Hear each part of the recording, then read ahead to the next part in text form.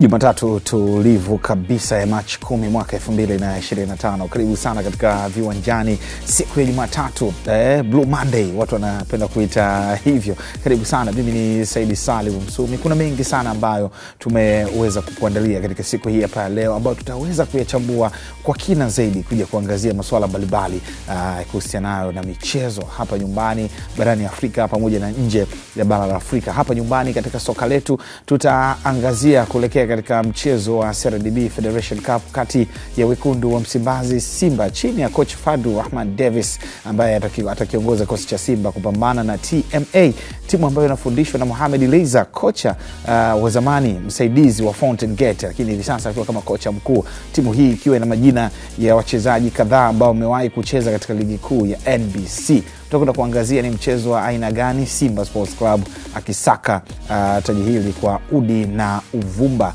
Lakini ukiachana na hiyo, tutakwenda kuangazia majaliwa kikosi cha Tanzania cha timu ya wanawake chini ya umri wa 17 maarufu kama Serengeti Girls, jana wakiweza kubali kichapo cha magoli 3-0 katika dimba la Azam Complex Chamazi dhidi ya Zambia. Mchezo ambao matumaini kama vile hali kidogo yamekwenda jojo, lakini tutakwenda kuangazia mchezo wenyewe kwa ujumla wake, matarajio ya kuelekea mchezo wa marudiano, hali ya mambo iko vipi kwa wakati huu. Lakini ukiachana na hiyo, tutakwenda kuangazia tathmini ya kiujumla zaidi kuhusiana na ligi kuu ya NBC. Je, tutazangazia timu gani? Hapo baadaye tutakwenda kuangazia timu ya Ken Gold, wazee wa makarasha, Chunya haijawahi kupoa, pamoja na Tanzania Prisons wa jelajela, hawa mabingwa wa kombe la muungano mwaka 99. Lakini bila kusahau tutakwenda kuangazia barani Afrika, rekodi tamu ya TP Englebert Mazembe, kunguru mweusi akiweza kucheza michezo 9 bila kupoteza. Lakini bila kusahau ushirikiano wa Morocco, Zimbabwe na Kenya, tutakwenda kuangazia huu mkataba hapo baadaye. Lakini bila kusahau ligi mbalimbali zikizidi kushika kasi pale katika nchi ya Italia, tukiweza kushuhudia kikosi cha Juventus wakipambana dhidi ya Atalanta katika mchezo ambao Thiago Motta alionekana kama kutokubaliana na baadhi ya maamuzi, hususan mkwaju wa penalty. Kuna kuangazia kiwango bora cha golikipa Michel Gregoire hapo jana. Lakini bila kusahau katika Hispania La Liga kuna michezo kadhaa iliweza kuchezwa. Miongoni mwa mchezo ambao nilifurahia zaidi ulikuwa ni Athletic Club dhidi ya Mallorca. What a game kwa kijana Nico Williams, kiukweli alionyesha kiwango bora kabisa. Tutakwenda kuangazia pia michezo mingine mbalimbali ambayo imeweza kufanyika, taarifa mbalimbali tutakwenda kuzigusia hapa. Mimi ninakukaribisha ni Saidi Salim Msumi. Instagram unapatikana kupitia @van_msumi. Lakini bila kusahau jopo hili katika soka letu litaongozwa na wachambuzi wetu katika siku hii hapa leo, Faraji Mustafa, mzee wa Instant, lakini bila kusahau Hamisa Abdurrahman. Ukisikia tu time and space ujue uchambuzi wa kina unafuata hapo. Jamani, tuko vizuri? Machi 10 na mwezi unayoyote mwezi unakatika 9 kivipi? Nimesema mwezi 10, yaani mwezi 10 leo Machi 10 au unazania nini? Mimi uchambua zaidi, nimeenda mbali. Ado mitazamo, unajua mwezi unazidi kukimbia. Na jana nilisema nilikuwa mimi nikikaa weekend kisimbuzi changu cha Azam kikikaa pale nikubadilisha mechi. Sasa jana kiukweli kuna kitu ambacho nilikuwa naangalia mechi ya Mallorca dhidi ya Athletic Club. Athletic Club ambayo inafundishwa na kocha Ernest Valverde, aliyekuwa kocha wa FC Barcelona. Nilikuwa namwangalia jinsi ambavyo Nico anacheza, nikasema nafikiri Nico hastahili kuwepo Athletic Club. Sasa unajua issue iliyopo ni kwamba kuna baadhi ya timu pale Spain, yani kuna namna ambavyo huwa wanawatreat wachezaji wao kiasi kwamba inakuwa ni ngumu kuwachukua. Mmoja wapo ni Athletic Club Bilbao, kuna Villarreal, alafu kuna Real Sociedad.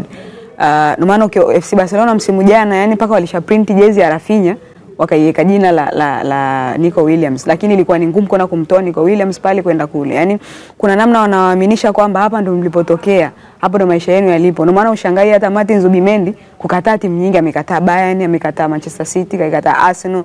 Yani kuna mazingira ambayo wanawatengenezea wachezaji wao waamini kwamba hapa ndio maisha yenu ambapo yapo. Kwangu msimu jana ulikuwa ni msimu wake wa kuondoka. Alikuwa kwenye kiwango bora sana. Na angeikuta FC Barcelona hii ya sasa hivi angecheza vizuri sana.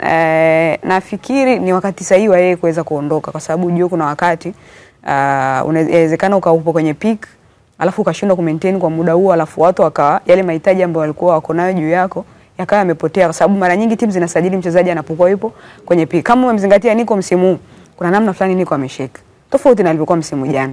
Sasa hiyo inatokea pia kwa sababu mazingira kama ya timu kama Athletic Bilbao si timu ambayo inawezekana ikakupa wewe nafasi nzuri ya kuweza kushowcase kiwango chako kwa kila msimu, kwa sababu kumbuka, ili uwe mzuri basi hata ambao wanakuzunguka around pia nao wanapaswa kuwa katika kiwango kizuri. Yani yeye pamoja na kaka yake Inaki Williams, ukiangalia wote msimu na msimu jana, kuna namna fulani ambavyo wameshake ile Athletic Bilbao ambao paka inaenda anacheza finali ya Copa del Rey ilikuwa on fire tofauti na Athletic ya msimu huu. Kwa hiyo kwangu nikimwangalia natamani aondoke ile timu msimu huu, kwa sababu unajua kuna kitu kinaitwa timing. Kikosea timing, kitaka kuamini kwamba duniani kuna timing time and space. Nenda kumwangalia Kim Min-jae. Kim Min-jae wakati anaondoka Napoli alikuwa on fire na alijifanyia tathmini kwamba hichi kiwango nilichokuwa nacho inawezekana msimu ujao nisiwe nacho. Sasa ukimwangalia Kim Min-jae wa Napoli paka ile Napoli inachukua ubingwa ya kina Vicha Kvaratskhelia, kina Victor Osimhen, na Kim Min-jae wa msimu huu na msimu jana ipo sawa? Hapana, kuna sehemu amesheki. Kwa hiyo inawezekana ile ambacho kilimfanya paka Bayern wakamsajili ilikuwa ile tunaita season wonder, amewaka kwa msimu. Kwa hiyo unapokaa msimu unaofuata usipoweza kuperform, mimi sitabaki pale pale. Kwa hiyo timing hapo Hamisa ulikuwa unazungumzia kuhusiana na Athletic Club na jinsi ambavyo Villarreal wanavyowatreat wachezaji wao. Miongoni mwa mchezaji nyota alikopo Villarreal alikuwa ni Juan Roman Riquelme. Aliishia kucheza pale kwa sababu anavyopendwa na kukubalika. Hata story ya Inaki pamoja na Nico, kwa sababu wazazi wao walivyokuwa wanatoka Ghana kuelekea Hispania walipita katika jangwa la Sahara. Walivyopita wakakamatwa na askari. Kwa walivyokamatwa na askari wakapelekwa mahakamani. Mwanasheria wao akawaambia hivi, semeni mnatoka katika vita Liberia. Kwa hiyo ni wakimbizi wa kivita ili mradi mpate hifadhi. Wakati huo mama yake Inaki, yani Inaki na Nico walikuwa mjamzito wa miezi 7 na ule ulikuwa ni ujauzito wa Inaki. Kwa hiyo wakapelekwa wakakutana na mchungaji mmoja ambaye anaitwa Inaki Dominguez. Yeye ndo akakutana naye akawasaidia. Ndio maana Inaki alipewa jina la mchungaji. Kwa hiyo ndio maana hata kucheza Athletic ni kutamanisha maisha, kwa sababu baba yao pia aliondoka akaenda Stamford Bridge kuwa ni mtu wa kusaidia wale watu kuingia uwanjani, mashabiki. Ni historia moja tamu sana ambayo unaweza mkaipitia pia. Leo ni Jumatatu, tumeanza kidogo kutoa historia na motivation kaja kupambana na maisha ili mradi kuweza kufanikiwa katika maisha. Kumbuka hii tunaanza na soka letu kwa wakati huu hapa.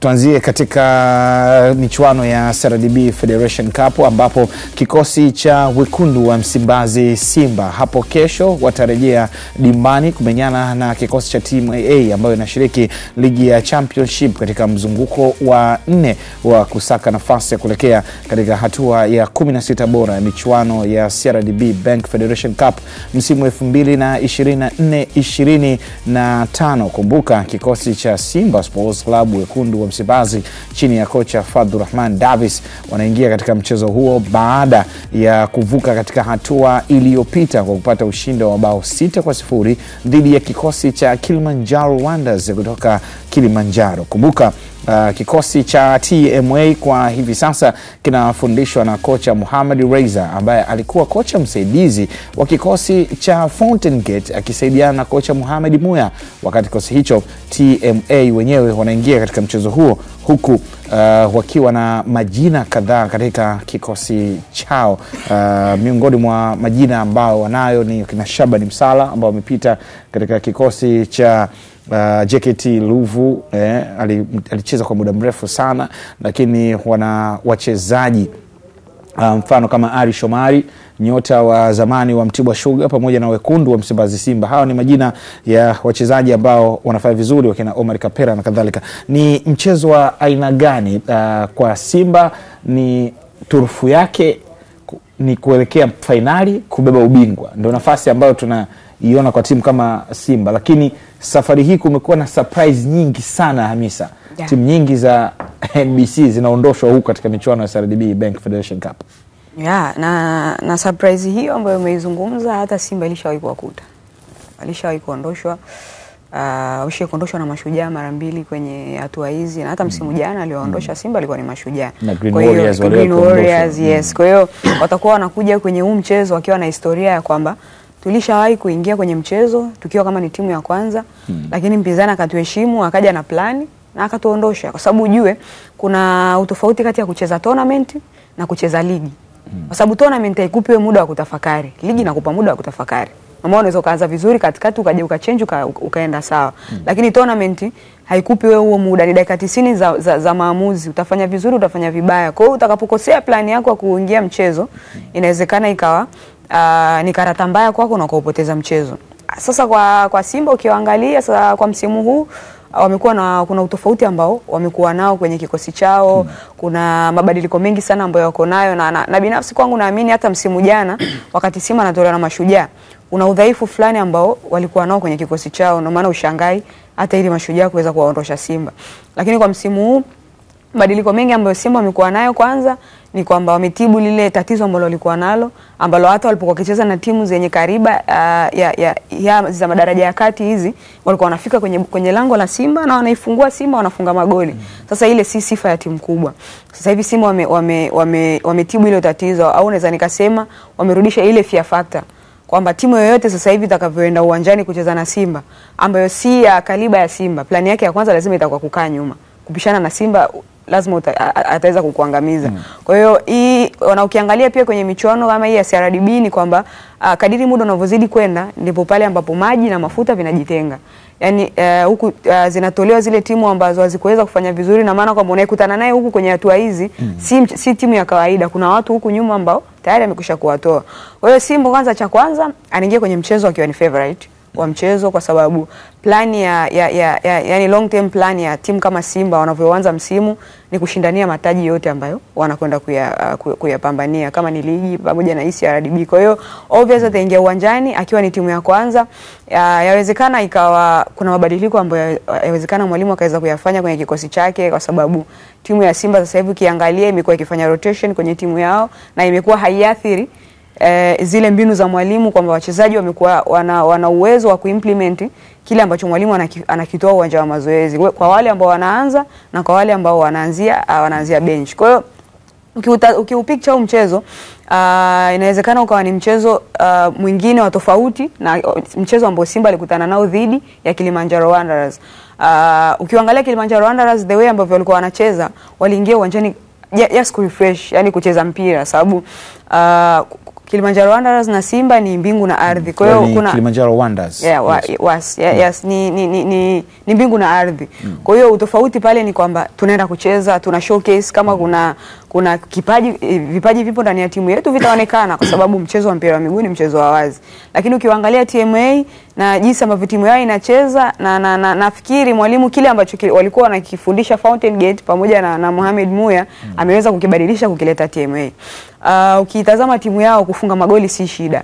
Kama kufunga magoli si shida means kwamba plani ya mwalimu uwanja wa mazoezi ya kwanza kuitoa timu kutoka nyuma, kufika katikati kuprogress mpira na kufika kwenye final third ya mpinzani kwao si issue zao. Ina maana kwamba mwalimu ana uwezo wa kuifundisha timu na wachezaji wanakipokea kile ambacho mwalimu anakifundisha. Kwa hiyo cha kwanza wataingia plani yao ya kwanza itakuwa ni kukaa nyuma. Obvious. Ipo hivyo kwa sababu kwenye mpira huwa tunasema kwa mwalimu yoyote yule anajaribu kuangalia mpinzani wake ana ubora kwenye eneo gani, yeye anajaribu kuweka namba kubwa kwenye hilo eneo, kwa sababu Simba kwenye eneo la ushambuliaji ana qualitative advantage. Maana yake ni kwamba ana mchezaji mmoja ambaye ana quality ya kukuadhibu hata anaposhambulia na namba ndogo ya wachezaji. Kwa hiyo kama ana kaliba hiyo ya ushambuliaji means kwamba wewe ambaye ni timu ya pili uwanjani ukiwa kama TMA lazima utakuwa na quantitative advantage. Maana yake ni kwamba kwenye eneo ambalo Simba ana ubora, weka ongeze namba ya wachezaji. Means kwamba unamchelewesha yeye kuweza kufika katika lango lako. Na obviously timu inapokuwa inashambulia namba ya wachezaji ambao wanakuwa wanabaki kwenye kuzuia nyuma inakuwa ni chache. Kwa hiyo inakuwa ni nafasi ya wewe kuweza kushambulia kwenye counter attack. Swali litakuja kwamba hawa wachezaji wachache ambao wanabaki kwenye eneo la Simba, hawa washambuliaji wako ambao wataamua kuibadilisha mechi kuipeleka kwenye counter attack, wataweza kuwabit hawa walinzi wa Simba ambao wanabaki kutengeneza ile rest defense, yani ule muundo wa ulinzi wa timu bila mpira? Hilo ndo linakuja swali kubwa, kwa sababu ukimwangalia mtu kama Chefo ndo Malone ni moja ya walinzi ambao wana pace sana. Yeye kuwa anafanya battles na washambuliaji ambao wana kasi, kwake imekuwa ni shughuli rahisi sana. Kwa hiyo kwangu bado namuweka Simba akiwa ni favorite wa mchezo, ila kuna asilimia ambazo nitampa TMA, kwa sababu kwenye tournament yoyote huwa kuna timu ambayo inakuwa ina asilimia zake za kuweza kumuondosha, kwa sababu ni mchezo wa dakika 90 ambaye atachanga karata zake vizuri, inawezekana akawa na nafasi ya kuweza kupita. Tuatazame kidogo TMA Faraji, na ukiwatazama TMA, nafasi ambayo wapo nafasi ya katikati mwa msimamo wa ligi ya Championship. Sio mbaya, kwa muda mrefu sana wamedumu kwa nafasi ya 6 kutokana na ushindani ambao wamekuwa wakiuonyesha ndani ya kikosi chao. Wana majina ya wachezaji ambao wamecheza ligi kuu, na ukitazama Championship kuna wachezaji wengi ambao wameondoka ligi kuu wapo Championship. Inawezekana ni mechi ya kuitupia jicho la 3. Sahihi. Wapo nafasi ya 6 wana alama 41. Ukiangalia mpaka top 4, Geita Gold anashika nafasi ya 4 akiwa na alama 45. Unaweza ukaona ni gap la alama 4 kwa nafasi ya 6 ambao anashika TMA. Kwa hiyo hawapo mbali sana. Manake ni calculation tu za michezo, endapo Geita akipoteza alafu akapata alama 4, maana yake anaenda kutai. Kwa hiyo bado yuko kwenye race pia za kugombania top 4 ambao anaweza akaangalia namna gani ya kufanyaje ya kucheza hata playoff. Jambo la kwanza. Jambo la pili, Championship ina wachezaji wengi ambao wameshacheza Premier League na wamekuja kwenye ligi ya chini hii kuongeza chachu ya ushindani, na tunaona utofauti mkubwa ambao wanatupa pale ambapo wanakutana na wachezaji ambao hawajawahi kucheza Premier League. Ukienda kwenye kikosi cha TMA kuna baadhi ya wachezaji ambao tayari kwa muda mrefu wamecheza ligi kuu. Kwa mfano huyo Msala Shaban Ruvu amecheza Mashujaa, mpita. Kuna mtu kama Ali Shomari Mtibwa, Simba, Gimishoji Mwaisondola alicheza Lipuli, Police Tanzania. Kwa hiyo unaweza ukaona hiyo cream, lakini kuna wachezaji wengine ambao hawana hao majina ambao kama wamecheza Premier League lakini wana performance nzuri ndani ya NBC Championship. Kwa mfano, ukienda kwenye msimamo wa wafungaji, TMA wana mshambuliaji mmoja anaitwa Abdulaziz Shehame. Yes, yule ndo mchezaji ambaye ukimtoa Endose Mchimba, ukimtoa na Raizini Hafizi, ndo wachezaji ambao wana magoli mengi, yani wanafuata yeye. Kwa hiyo unaweza ukapata picha ni namna gani ambavyo anaweza kufunga. Mbeya City wanaye Kilaza Mazoea. Faraji Kilaza Mazoea. Anaweza la Faraji. Ndio anaitwa sawa. Na msimu uliopita alikuwa Cosmopolitan, alifunga magoli 14. Alitoka dirisha dogo Police Tanzania akaja Cosmo. Kwa hiyo unaweza ukapata picha. Lazima jina wako parutie. Sawa. Bwana. Sawa. Kwa hiyo unaweza ukapata picha ni namna gani ambavyo TMA umejipambanua. Ukija kuna mshambuliaji mmoja alicheza Ken Gold msimu jana. Kasim Shaibu maarufu kama Mayele yuko pale. Ramadhani Kapela. Yes, Geita Gold ametoka, amekuja pale. Kwa hiyo unaweza ukaangalia ukagusa, kuna baadhi ya majina ambayo ukiyataja hivi sio mageni kwenye soka la Tanzania. Lakini kutokuwa mageni ni jambo la kwanza. Wanaonyesha kitu gani? Maana kile ambacho wanakizalisha ndani ya kiwanja pia sio kitu kibaya, ndio maana tunaona mpaka sasa hivi wako nafasi ya 6. Lakini TMA pia wataingia wakiwa na kumbukumbu ya kuamini kwamba kuna baadhi ya timu ambazo za Championship zimetoa msimu huu zimetoa timu ambazo za ligi kuu. Big Man wamemuondoa Tanzania Prison. Mbeya City wamemuondoa Azam. Na wataingia na hiyo concept kwamba inawezekana sisi tukipambana tunaweza tukapata matokeo. Lakini kwenye huu mchezo sasa ambao hauna nafasi ya kujiuliza tena, yani kwamba hauna dakika 90 nyingine, maana yake ni kuchanga karata vizuri sana kwenye mpango kazi. Mwalimu Mohamed Reza anaweza akawa na mpango kazi mzuri. Jambo la kwanza. ni namna gani watakaoanza kikosi cha kwanza wataenda kutimiza majukumu kwa ustadi wa juu ili mradi waweze kupata alama. Hicho ni kitu kingine. Sasa hapo ndio unaweza ukaona namna gani ambavyo tunaweza kuongea kama ambavyo ameongea Hamisa kwenye kupishana. Unaweza ukaona namba kubwa kwenye box lako lakini bado ukaadhibiwa kutokana na namna gani. Inaweza ukaona namba kubwa ndani ya box lakini bado usiwe na yani ukakosa ule uwezo ama sifa za kuzuia kwa usahihi kiasi cha kwamba ukampa mpinzani nafasi. Unaweza kashangaa ndani ya box mko 5 dhidi ya 2 umefungwa goli. Unaanza kusema kwa nini tuko wengi lakini tumefungwa? Maana yake kutimiza majukumu sio kwa juu. Hilo jambo la kwanza. Lakini la pili ni kuiangalia Simba ambayo inatamani kwa muda sasa kuchukua hichi kikombe lakini bado hajafanikiwa. So tutegemee kuona hatari zaidi langoni kwa TMA. Na namna ambavyo Simba wataendea mchezo sitegemei kuona kama kutakuwa na mabadiliko mengi ya wachezaji ambao wapate nafasi kutokana na umuhimu wa mchezo kadiri steps zinavyo kusogea mbele.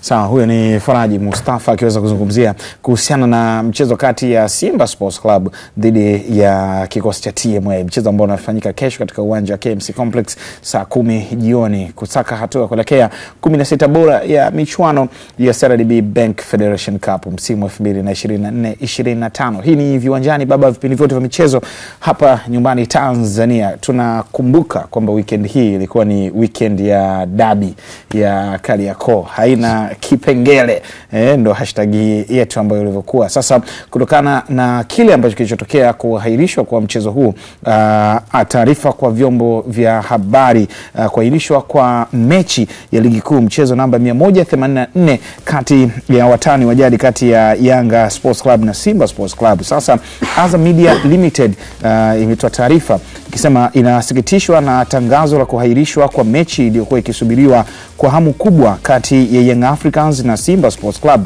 ambayo ilipaswa kufanyika Jumamosi ya Machi 8, 2025 kuanzia saa 1:15 usiku katika uwanja wa Benjamin Mkapa jijini Dar es Salaam. Tukio hilo limeleta athari kubwa kwa mashabiki wa soka, wateja wetu na wadau wa mpira wa miguu kwa ujumla. Hata hivyo, kama mdau mkubwa wa maendeleo ya soka nchini, tumejitahidi kuhakikisha mashabiki wanapata burudani bora kupitia matangazo yetu ya moja kwa moja, lakini hali hii iliyojitokeza ipo nje ya uwezo wetu. Tayari timu yetu ya matangazo yakiwemo magari ya kurushia matangazo, kamera, mitambo mingine ya kurushia matangazo na timu nzima ya uzalishaji ilikuwa ipo uwanja Benjamin Mkapa kwa ajili ya mechi hiyo.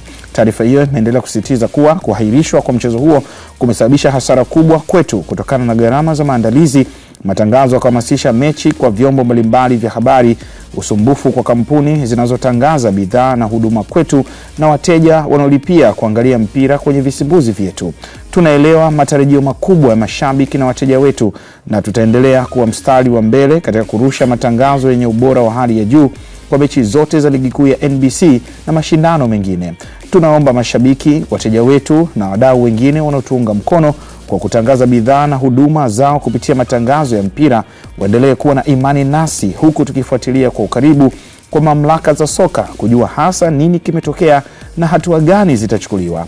Pia tunaangalia namna ambavyo mikataba yetu inavyoweza kutulinda na kadhia kama hii siku za usoni. Imetolewa na idara ya mawasiliano kwa umma Azam Media Limited. Hiyo ni taarifa ambayo ilitolewa na Azam TV kutokana na kile ambacho kilichojiri siku ya Jumamosi, na taarifa ndo kama hiyo hapo.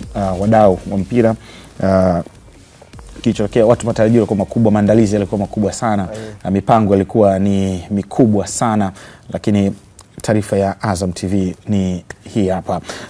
Tukiwa tunasubiri pia mamlaka za soka kile ambacho kitaweza pia kuzungumzia kuhusiana na mustakbar wa mchezo huu hapa. Mchezo huu ambao ulihairishwa siku ya Jumamosi. Tutoke hapo, tuangazie taarifa zingine kwa wakati huu hapa, ambapo kikosi cha timu ya taifa chini ya umri wa miaka 17 cha wanawake Serengeti Girls, Serengeti Girls wakiwa tuna mlima wa kuupanda mabao 3-0 kuweza kurudisha hayo na kuweza kufunga bao lingine nyongeza, ama kwenye mchezo mchezo wa pili wa tarehe 15 tuweze kufunga magoli 3 kwa bila, alafu tuende katika mkwaju wa penalty. Tutoke huko tuelekee katika viunga vya shirikisho la soka Tanzania TFF, ambapo imetoa taarifa kuvifungia viwanja vitatu, ambapo taarifa mapema zaidi ambayo imetoka leo asubuhi, shirikisho la mpira miguu Tanzania TFF limeifungia viwanja vya Jamhuri, Dodoma, CCM Kirumba, Mwanza na Liti Singida kutumika kwa michezo ya ligi kwa kukosa vigezo vya kikanuni na sheria za mpira wa miguu. Miundombinu ya viwanja hivyo haikidhi matakwa ya kanuni kama iliyoainishwa kwenye masharti ya kanuni ya leseni za klabu. Kufuatia uamuzi huo, timu zinazotumia viwanja hivyo kwa michezo yao ya nyumbani zitalazimika kutumia viwanja vingine kama kanuni inavyovielekeza mpaka viwanja hivyo vitakapofunguliwa baada ya kufanyiwa marekebisho na kukaguliwa na TFF. TFF inazukumbusha klabu zote kuendelea kutunza na kuboresha miundombinu ya viwanja. Imetolewa na ofisa habari na mawasiliano TFF Clifford Mario Libo Machi 10 leo hii hapa. Ndugu zangu wa Tabora United, na jambo limewakuta, waliama wakaamua kuelekea CCM Kirumba. Kirumba na yenyewe sasa imepigwa ban, wanabidi watafute sehemu nyingine. Pamba wanabidi watafute sehemu nyingine. Singida Black Stars wanabidi watafute sehemu nyingine. Dodoma Jiji, Tabora United, ni timu 4 hizo. Kwa hiyo msimu huu Tabora United atatumia viwanja vitatu. Na hichi kiwanja cha Jamhuri ni kwamba binafsi naona kama kimechelewa kufungiwa. Kwa sababu ni muda mrefu sana nakiona ni kiwanja ambacho hakikidhi aina mbalimbali za mipira ambayo walimu wetu wanaifundisha. Ujue ukitazama mpira wa Tanzania kwa sasa hivi ni mpira ambao umebadilika sana. Hata aina ya uchezaji. Ziangalie ni timu ngapi zinacheza mpira wa kubutua. Chache mno, utazikuta chache mno. Timu nyingi zinacheza mpira ambao unaweka mpira chini. Sasa kuna aina ya viwanja ambavyo ukishakuta kiwanja hapa kina majani, hapa hakina majani, na maana hicho kiwanja cha kwanza kimwagiliwi. Na maana kwamba hata mpira unapokuwa unapigwa kuna namna fulani unakuwa unadhibiti ile flow ya mpira uwanjani. Kwa sababu kwa wataalamu wa nyasi wao wanasema angalau nyasi ziwe na urefu kuanzia milimita 123 mpaka 30. Hapo ni milimita ambazo zitakuwa zinaalau mpira kuwa una flow muda wote. Kwa mfano, labda nitoe pongezi kwa meneja wa uwanja ambao wanautumia Ken God. Uwanja wa Sokoine ni moja ya viwanja vizuri sana ambavyo unaviona msimu. Yaani maintenance yake, angalia nyasi zake muda wote za kijani. Sasa ile ndio namna ambayo sasa Green City ya Misa. Green City, ushaambiwa Green City. Yes. Tofauti na Dodoma katikati. Unajua Msumi nikwambie, Tanzania hatuna shida ya maji. Mimi nimetokea Arusha. Sawa, mimi sikupingi. Sisemi kwamba watu watoe hela kwa ajili ya kumwagilia. Lakini mandhari ya Mbeya, Green City inaitwa. Nakupa mfano mmoja. Unaona uwanja wa Sheikh Amri Abeid wa Arusha. Ule uwanja walikuwa wanatumia Police Tanzania. Msimu juzi wakati finali inachezwa ya FA pale ya Azam na Yanga na Coast, ule uwanja ulikuwa mzuri sana. Mzuri mno. Umemwagiliwa vizuri, umetengenezwa, kuna maboresho mengine kwenye vyumba vya kubadilisha nguo. Finali inachezwa pale vizuri. Jiulize baada ya finali kuchezwa mpaka ligi inaanza ni muda wa miezi mingapi umepita hapo? Miezi 2. Mchezo wa kwanza wa ligi unachezwa ulikuwa Yanga na Police Tanzania. Uwanja uko hivyo haswa. Yaani majani, kuna sehemu hapa kuna majani, hakuna majani. Huo ni muda wa mwezi 1.5 2. Majani tayari yameshakuwa vile. Na Arusha hakuna shida ya maji. Arusha always kuna maji. Ndio maana nakwambia sisi Tanzania inapotokea issue ya viwanja kama hivi, inakuwa ni issue ambayo kiukweli ni ya kuijadili sana, kwa sababu angalau tungekuwa kwenye maeneo ambayo ni semi desert, madesert huko tungesema hivyo. Lakini kiasi cha maji ambacho kinapatikana kwenye nchi yetu ni kikubwa sana. Kwa hiyo ni mameneja tu wa viwanja waendelee kukumbuka majukumu yao, waendelee kuvitunza viwanja vyetu, kwa sababu ukisema ligi ni bora inatengenezwa na factors nyingi mbalimbali, ikiwemo viwanja vizuri, wachezaji wazuri. Kwa hiyo of course wanajitahidi, lakini kwa hivi vichache ambavyo vinatokea ni swala la muda, na naamini kwa kufungiwa hivi watayakumbuka majukumu yao. Sawa, watakumbuka majukumu yao. Hamisa akiweza kuangazia hayo. Lakini tukitoka hapo, tunajua kwamba ligi kuu ya NBC imesimama kwa wiki 3 kupisha kalenda ya FIFA pamoja na CAF, na hivyo sisi viwanjani tutakuwa tunaangazia mienendo za timu 16 ndani ya ligi kuu ya NBC kwa wakati huu. Hali ya mambo ipo vipi? Na leo hii kwa kwanza tutaanza kuangazia timu ambayo inakamata inayofuata nafasi ya 16 kikosi cha Ken Gold, wazee wa makarasha kutokea Chunya. Chunya haijawahi kupoa hata siku moja. Mwenendo wao kwa wakati huu upoje? Ken Gold wako nafasi ya 16. Je, takwimu zao zipoje kwa wakati huu mpaka ligi kuu ya NBC imeweza kusimama? Tuangazie takwimu za Ken Gold katika msimu huu wa ligi kuu ya NBC. Wamecheza michezo mingapi? Wapo nafasi ya ngapi? Wamefunga magoli mangapi? Na magoli ya kufungwa hapo mangapi? Takwimu za Ken Gold ni hizi hapa, ni kama zifuatazo. Ken Gold mpaka hivi sasa wamecheza katika michezo 23, wapo nafasi ya 16 ambapo wakiwa na alama zao 16. Lakini bila kusahau Ken Gold wenyewe pia wamepata ushindi katika michezo 3, sare michezo 7, wamepoteza katika michezo 13, wamefunga magoli 20, wamefungwa magoli 20 tofauti. Na hapo wana alama 16, nafasi ya 16. Nadhani hapo katika idadi ya magoli ya kufungwa hapo kuna tofauti kidogo kwa sababu wanadaiwa magoli 20. Kwa hiyo tutaweka hapo takwimu, tutaziweka sawa vizuri hapo. Ken Gold imebadilika kwa kiasi gani kiufundi zaidi, Hamisa? Na okay, Ken Gold ukiwatizama toka ligi inaanza, binafsi sijawahi kuiona Ken Gold inacheza vibaya. Yaani mpira mzuri, iwe duru ya kwanza iwe duru la pili, yote walikuwa wanacheza vizuri sana. Yaani unajua kuna wakati ukiangalia unamsikitikia kocha kwa sababu kila kitu anakifanya vizuri, lakini nilikuwa nawaelewa kwa nini kikosi chao kilikuwa kipo katika namna ile. Kwa sababu kwa mfano njoo katika eneo lao la ulinzi, of course goalkeeper ambaye alikuwa muda wote anaanza alikuwa ni Custom Mwagama. Kwenye eneo lao la ulinzi pale Ambokise na Komanje ndio walikuwa wanapea katika lile eneo. Sasa ukiangalia wale ni aina gani ya defenders? Na Masai. Yes, na Oscar Masai muda mwingine. Wale ni aina gani ya defenders? Ni aina ya defenders ambao ni Masai kwa timu. Yes. Masai, okay. Lakini mara nyingi kwenye game nyingi nilikuwa nikimuona at least ilikuwa partnership hizo hapo. Wameruhusu magoli ya kufungwa 40. Na magoli ya kufunga wamefunga 20. Sawa, unaweza kuendelea. Kwangu binafsi nilikuwa nikiona angalau partnership ya Komanje pamoja na Ambokise kwa sababu ilikuwa ni aina ya defenders ambao angalau utakuwa unampata mmoja wakuwa unamtuma kuna nyakati aende kuvuruga mipango ya wapinzani, hasa wanapokuwa wanaamua kufanya labda mshambuliaji mmoja anatoka kwenye box anakuwa na drop ndani.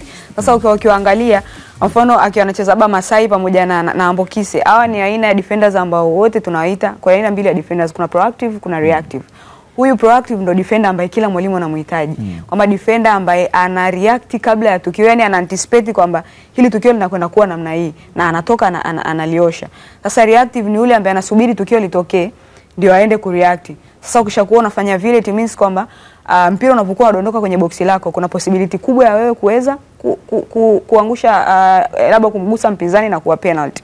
Na ukitaka kuamini kwamba hiyo ilikuwa ni issue, waangalie Ken Gold toka msimu unaanza. Kwao ilikuwa hata kufika kwa mpinzani kufunga magoli kwao ilikuwa si issue. Kwa mfano mchezo dhidi ya Namungo walitangulia kwa magoli 2 ya mapema kabisa, baadaye wakaja wakafungwa, kuna penalty 2 zilipatikana. Sasa hayo ndo makosa ya kiulinzi ambayo walikuwa wanafanya. Penalty zote hesabisha Masai. Yes, na penalty zile alifunga ni Erasto Nyoni. Angalia hayo makosa ya kiulinzi ambayo walikuwa wakiyafanya. Na kingine ambacho kilikuwa cha tofauti ni kwamba magoli mengi ambayo walikuwa wakifungwa ni magoli ambayo yanatokana na makosa ya kimuundo. Sasa makosa ya kimuundo pia inatokana na wachezaji wana implement kiasi gani kile ambacho mwalimu anakitoa katika uwanja wa mazoezi. Binafsi naweza nikasema kwamba walikuwa na wachezaji wengi sana ambao inawezekana ikawa ni potential, ni wazuri, lakini walichelewa kuweza kuadapt kuendana na mazingira ya Premier League, kwa sababu ujue ligi kuu na championship ni ligi mbili tofauti, hata aina ya ushindani ambao unakutana nao ni tofauti. Kwa hiyo the way ambavyo walikuwa wanacheza ilikuwa ni katika mazingira ambayo kuna muda tu mpinzani anaweza kukufunga. Hata mchezo dhidi ya Singida Black Stars wao ndio waliutawala ule mchezo na wakatangulia, lakini baadaye wakaja kufungwa. Lakini sasa hivi ukiwaangalia Ken Gold toka wamefungwa na Simba magoli 2-0, hawajaenda mchezo wote, wameenda michezo 8, hawajaenda mchezo wote pasina kufunga goli. Mchezo unaofuata ilikuwa ni dhidi ya Young Africans, wakafungwa magoli 6-1, lakini walipata goli.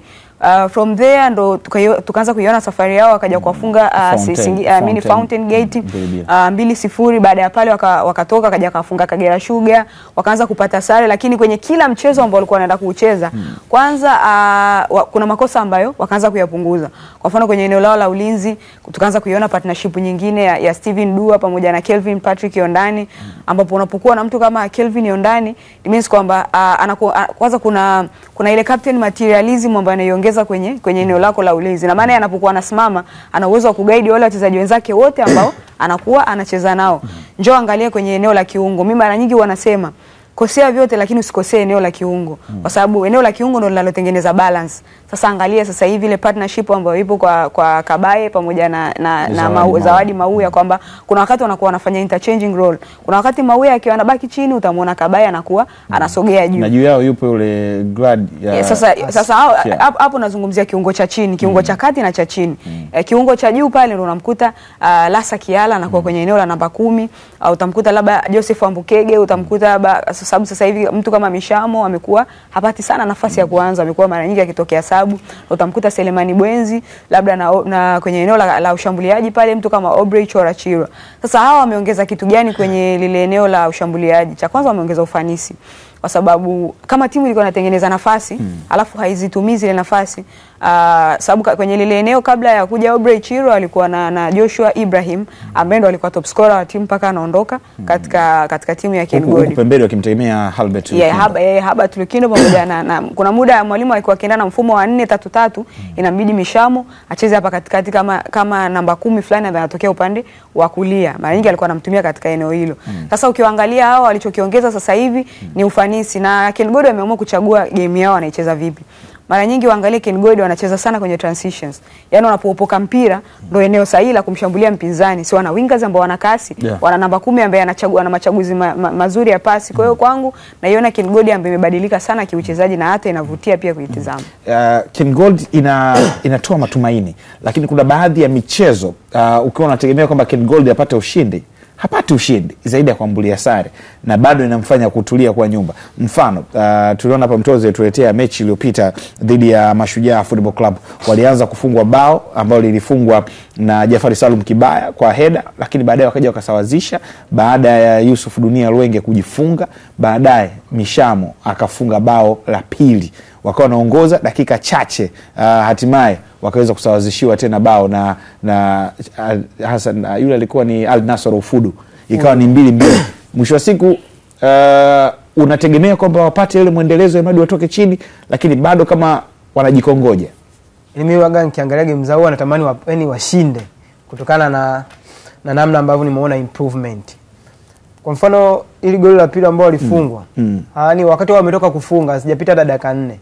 Ili ilikuwa la kwanza. La kwanza. Naongea wakati Mishamo anafunga, sikaa 2-1. Yes. Wakaja wakasawazishiwa, yani azipita dakika 5, wakaja wakarudisha Mashujaa. Kwa hiyo unaweza kuona ni namna gani pia kuna mazingira wakati mwingine hata kama unakuwa na wachezaji ambao wana experience ama ni top players, bado kuna makosa ambayo haipukiki. Na hapo Faraji, tuweze kuangazia michezo 7 ambayo imebakia kwa Mashujaa kumradhi kwa Ken Gold Sports Club ambayo imebakia nayo kwa wakati huu hapa. Ni michezo dhidi ya nani? Mashujaa katika hii michezo 7 atapambana nyumbani dhidi ya Azam Football Club. Baada ya hapo atatoka ataenda kupambana na Dodoma Jiji Football Club, atarejea nyumbani kupambana na Tanzania Prisons.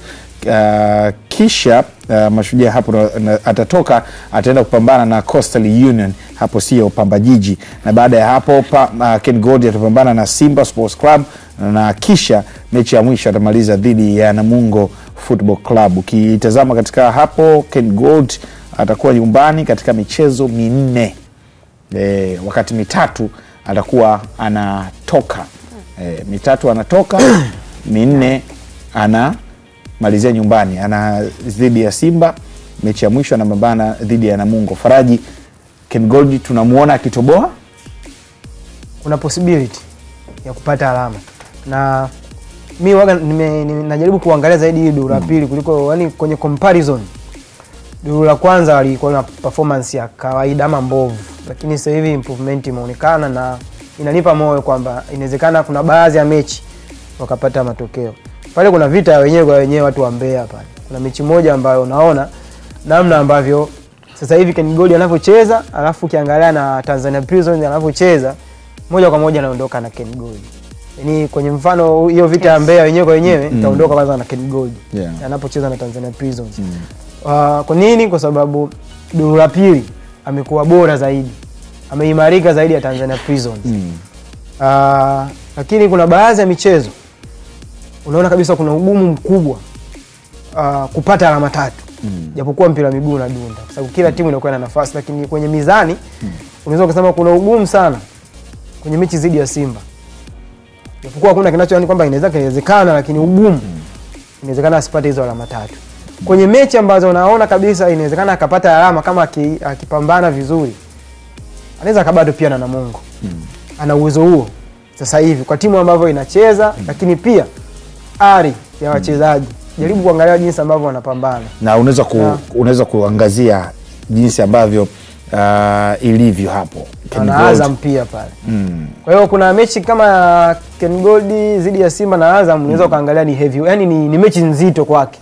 Kwa hiyo kama ni nguvu ya kuwekeza au ya kupambana, inabidi afanye mara 2 zaidi ambavyo wachezaji wa zile timu kubwa watafanya, kwa sababu tayari watakuwa wanaingia, lakini wanajua kabisa tumezidiwa daraja la ubora. Lakini kuwazuia tunapaswa kufanyaje?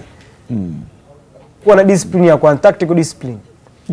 Kuzuia chini zaidi, tuishambulie kwa transition. Wakati wanatoka wakiwa wengi, sisi tutashambulia. Tuna watu ambao pembeni ya kiwanja wanaweza wakasprint, wakapiga cross. Tuna washambuliaji ambao mtu kama Mishamo ni ana kimo cha juu kirefu ambacho anaweza akawini mipira ya juu. Lakini sasa unafanya kwa kiwango gani? Ndio hicho ambacho tunarudi kwenye baadhi ya michezo ambayo timu ya daraja lake, lakini kuna makosa ambayo yanatokea ambayo unaona moja kwa moja wanakosa alama kutokana na concentration ya game. Kuna moment inakuwa haipo juu. So pale ambapo unakuwa down, mwenzako ana take advantage, ananufaika. Ndio kile ambacho umeona mechi ya Mashujaa kwenye ile goli la pili. Tuangazie katika hii michezo Hamisa, na mtindo wa namba. Hapa tunacheza na namba magazi juto. Mabano, kugawanya, zidisha, toa, jumlisha na kadhalika hapo. Wazungu wenyewe wanaita board mass. Kwa sasa palipofika hapa ni michezo 7. 7 iliyobakia ni alama 21. Wao wana 16.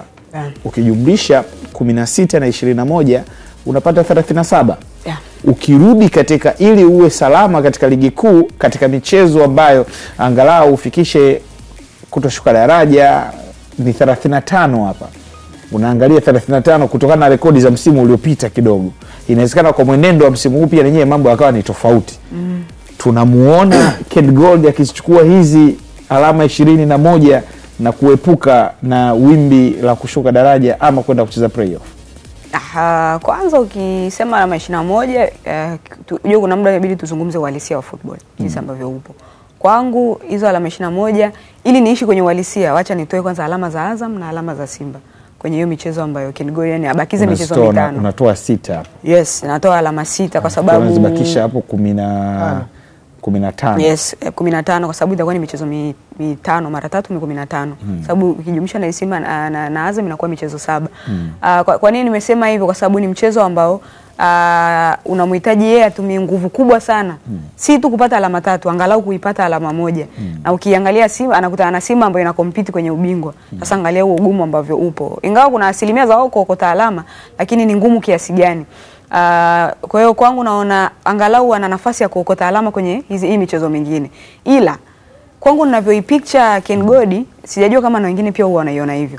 Naiona ni timu ambayo angalau ikiwa Sokoine kuna utofauti ambao wanakuwa wanaonyesha na wakicheza viwanja vya nje.